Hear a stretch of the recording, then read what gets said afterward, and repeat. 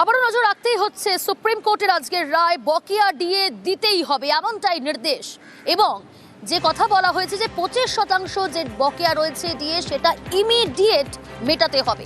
এ বিষয়ে আরো স্পষ্ট হব, আরো জানার চেষ্টা করব। রায় কপি ইতিমধ্যেই অর্ডার কপি হাতে এসে পৌঁছেছে, নিউজ 18 বাংলার কাছে এসে পৌঁছেছে। কি রয়েছে, কি উল্লেখ রয়েছে জানাবে মৈত্রী, সরাসরি রয়েছে আমার সঙ্গে। মৈত্রী, দেখো, এই রায়ের কপিতে কিন্তু অর্ডার কপিতে খুব স্পষ্ট করে উল্লেখ করে দেওয়া হয়েছে যে 16ই মে 2025-এ যে অর্ডার দেওয়া হয়েছিল, অর্থাৎ 25%, এটা কখনো অধিকার হতে পারে না। এবং রাজ্যের যে আর্থিক অবস্থা রয়েছে সেই পরিস্থিতিতে দাঁড়িয়ে সর্বোচ্চ আদালত এটা বলেছে যে ডিএ দিতে হবে, কিন্তু ডিএ দুবার দিতে হবে এটা কোনো কারণ হতে পারে না।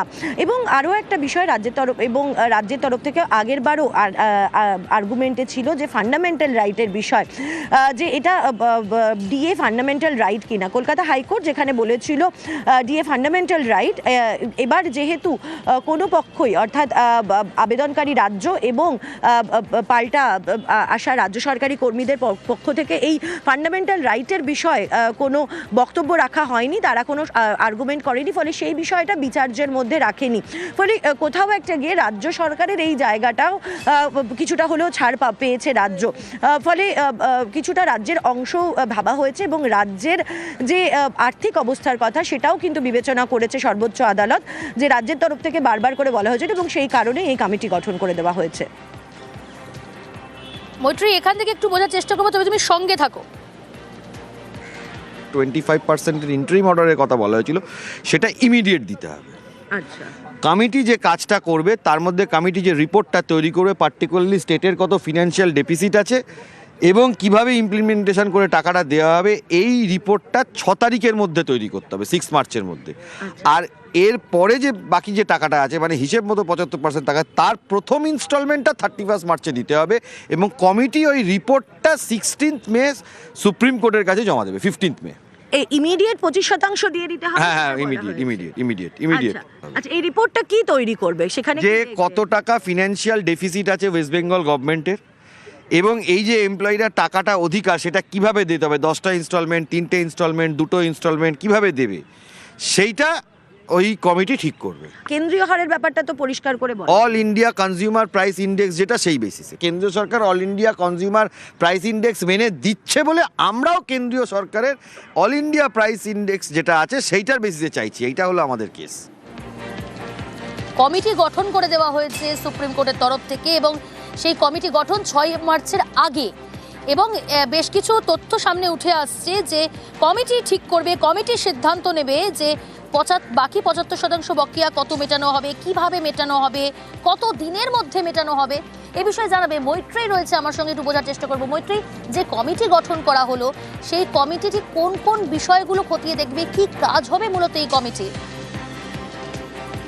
কাজও কিন্তু বেঁধে দেওয়া হয়েছে। এই কমিটির প্রাথমিক কাজ হবে হচ্ছে রাজ্যের আর্থিক অবস্থার কথা বিবেচনা করে টোটাল যে বকেয়া, অর্থাৎ 75% বকেয়ার মূল অর্থটা কত টাকা হয় সেটা চূড়ান্ত করা এবং সেই বকেয়া টাকাটা কিভাবে রাজ্য সরকার মেটাবে, অর্থাৎ কটা ইনস্টলমেন্টে তারা মেটাবে সেটা চূড়ান্ত করে দেওয়া। এবং এই টাকা যে সময় দেওয়া হচ্ছে এবং মেটানো হচ্ছে সেটার উপর নজর রাখা, এই সবটাই কিন্তু এই কমিটির দায়িত্বের মধ্যে পড়বে।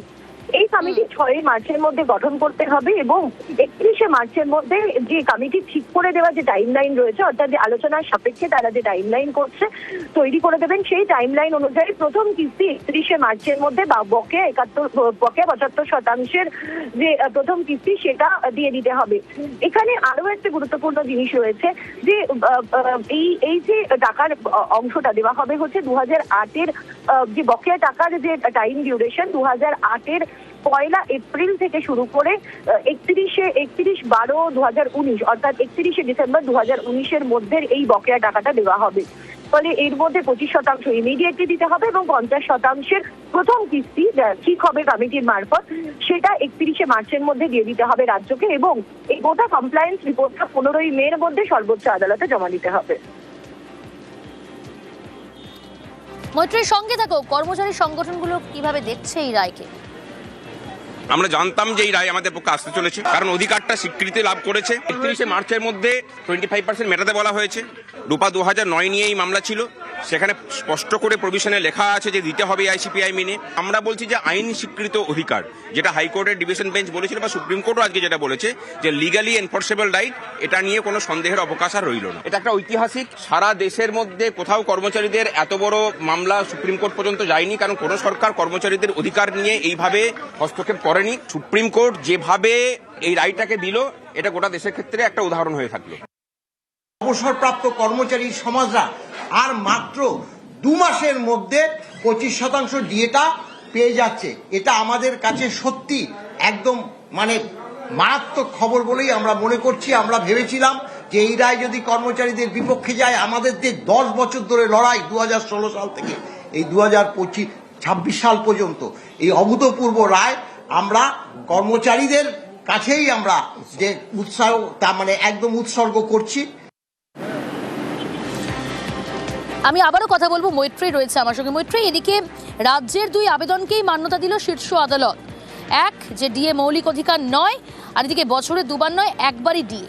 এই বিষয়ে কি জানালো, কি পর্যবেক্ষণ সুপ্রিম কোর্টে? দেখো, ডিএ বছরে 2 বার দেওয়া হবে না সেই বিষয়ে সর্বোচ্চ আদালত জানিয়ে দিয়েছেন যে এভাবে এটা বলে দেওয়া সম্ভব নয় যে ডিএ বছরে 2 বার করেই দিতে হবে। ফলে সেটাতে তারা রাজ্যের তরফে মত দিয়েছে। এবং মৌলিক অধিকারের যে প্রশ্ন ছিল, কলকাতা হাইকোর্ট যে বিষয়ে রায় দিয়েছিল, সেই বিষয়টি এবার সর্বোচ্চ আদালত বিবেচনা করেনি বলে সর্বোচ্চ আদালতের তরফ থেকে জানানো হয়েছে। তার কারণ কোনো পক্ষে রাজ্য সরকার বা রাজ্য সরকারের কর্মীদের কোনো পক্ষ থেকে এই ফান্ডামেন্টাল রাইটস এর বিষয়ে তারা বক্তব্য রাখেনি বা তারা আর্গুমেন্ট করেনি। সেই কারণে এই বিষয়টিকে বিচার করেনি সর্বোচ্চ আদালত বলে তারা জানিয়েছে। সঙ্গে থাকো মৈত্রী।